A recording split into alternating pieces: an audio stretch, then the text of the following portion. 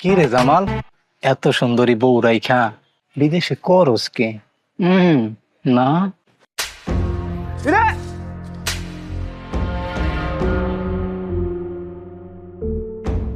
বিদেশ আমি কি করি? বিদেশ আমি আমার রক্ত ঘামের বিনিময়ে আমার পরিবারের জন্য সুখ কিনি।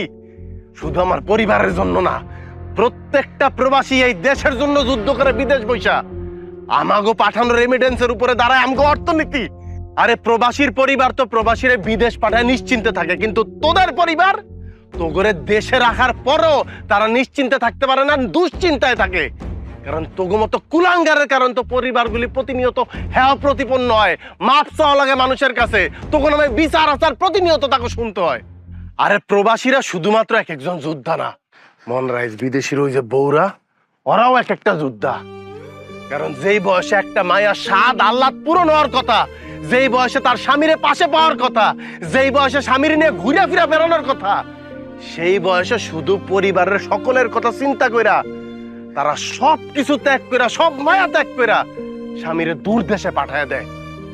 সেই মায়া ঘরে নিয়ে কুটুক্তি করতে তো খারাপ লাগে না? সেই মানুষগুলির দিকে বাজে ভাবে তাকাইতে তো খারাপ লাগে না? এরপর থেকে প্রবাসীর বউ ঘরে দেখলে সম্মান দিবি। যা